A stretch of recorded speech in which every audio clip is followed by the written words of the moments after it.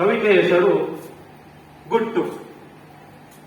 ಗುಟ್ಟು ಕವಿತೆಯನ್ನು ಆಲಿಸುವಾಗ ಬರೇ ಕಥೆಯ ಕಡೆ ಗಮನ ಕೊಡದೆ ಸಮಾಜದಲ್ಲಿ ನಡೆಯುವ ಘಟನೆಗಳು ಬಲಪಂಥ ಎಡಪಂಥ ಇದನ್ನು ಧ್ಯಾನದಲ್ಲಿ ಇಡಬೇಕಾಗಿ ವಿನಂತಿ.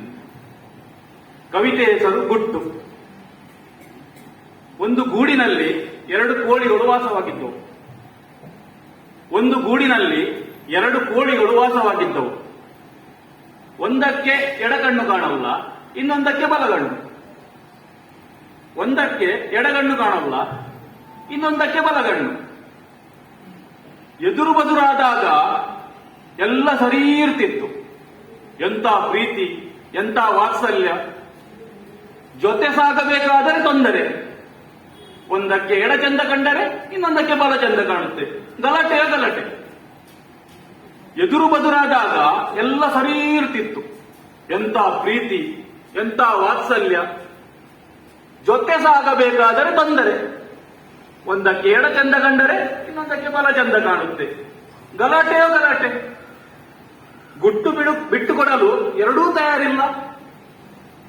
ಗುಟ್ಟು ಬಿಟ್ಟು ಕೊಡಲು ಎರಡೂ ತಯಾರಿಲ್ಲ. ಅದೊಂದು ದಿನ ಯಜಮಾನ ಬಂದ. ಅದೊಂದು ದಿನ ಯಜಮಾನ ಬಂದ. ಎಡಕಣ್ಣು ಕಾಣದ ಕೋಳಿಯ ಕುತ್ತಿಗೆಗೆ ಎಡಬದಿಯಲ್ಲಿ ಚಾಕು ಇಟ್ಟ. ಅದೊಂದು ದಿನ ಯಜಮಾನ ಬಂದ. ಎಡಕಣ್ಣು ಕಾಣದ ಕೋಳಿಯ ಕುತ್ತಿಗೆಗೆ ಎಡಬದಿಯಲ್ಲಿ ಚಾಕು ಇಟ್ಟ.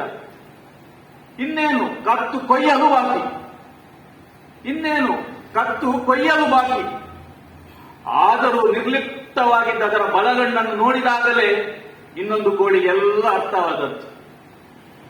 ಆದರೂ ನಿರ್ಲಿಪ್ತವಾಗಿದ್ದ ಅದರ ಬಲಗಣ್ಣನ್ನು ನೋಡಿದಾಗಲೇ ಇನ್ನೊಂದು ಕೋಳಿಗೆ ಎಲ್ಲ ಅರ್ಥವಾದದ್ದು. ನಾನಿದುವರೆಗೂ ಜಗಳವಾಡಿದ್ದು ನನ್ನಂತೆ ಒಂದು ಕಣ್ಣು ಕಾಣದವರ ಬಳಿ. ನಾನಿದುವರೆಗೂ ಜಗಳವಾಡಿದ್ದು ನನ್ನಂತೆ ಒಂದು ಕಣ್ಣು ಕಾಣದವರ ಬಳಿ. ಧನ್ಯವಾದ.